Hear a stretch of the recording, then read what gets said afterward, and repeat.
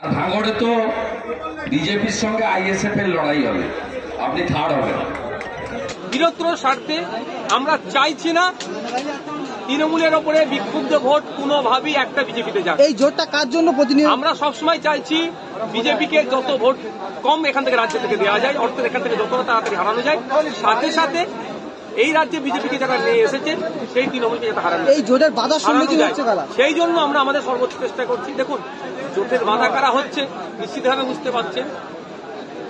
তারা চাইছেন না যারা 3-4 কারা আটকে আছে। আমরা তো 20 থেকে 14, 14 থেকে 12, 12 থেকে 8, 8 থেকে 12 থেকে 10, 10 থেকে 8, ইভেন 7 পর্যন্ত এসে দাঁড়িয়ে যাচ্ছি। আর কতটা স্যাক্রিফাইস করবো?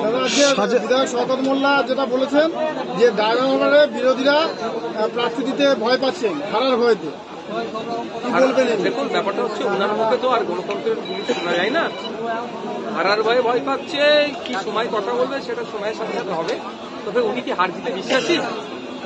শওকত মোল্লা সাহেব তো গণতন্ত্রে বিশ্বাসী নয়, উনি তো ভোট লুটে বিশ্বাসী, উনি তো মারামারিতে বিশ্বাসী, উনি তো বোম বাদে মমতা ব্যানার্জি সার্টিফিকেট দেন সেইটা তো উনি বিশ্বাসী।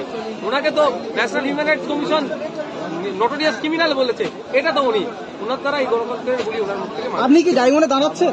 দেখুন, আমার অবস্থান তো অনেক আগে ক্লিয়ার করেছি, সেই আজ 6 মাস আগে আমি দাঁড়ানোর জন্য প্রস্তুত আছি। গতকালকে ক্যানিংয়ের হচ্ছে শুভেন্দু অধিকারী একটা কথা বলেছেন, বিজেপির সঙ্গে আমাদের কোনো সমঝোতা নেই, এই নিয়ে কি বলবেন? না থাকাটাই তো স্বাভাবিক। ওনারা ইলেকট্রাল বন্ডের নামে হাজার হাজার কোটি টাকা মার্কেট থেকে তুলেছে, আইএসএফ 10 পয়সা তুলে। ওনারা বলেছিল ক্ষমতায় আসলে বিদেশ থেকে কালো টাকা ফিরিয়ে নিয়ে এসে 15 লক্ষ টাকা করে দেবো। কালো টাকা ফিরিয়ে তো নিয়ে আসতে পারেনি, উল্টে আমরা কি দেখেছি, ঋণ খেলাপি দেশ থেকে বেশি পালিয়েছে। ওনারা যে প্রমিস গুলো করেছেন, যে কথাগুলো বলেছেন, একটাও ফুলফিল করতে পারেনি। আমাদের সাথে ওনাদের নীতিগত লড়াই আছে, থাকবে, এবং যতদিন পর্যন্ত তারা ওই জায়গা থেকে না ফিরে আসবে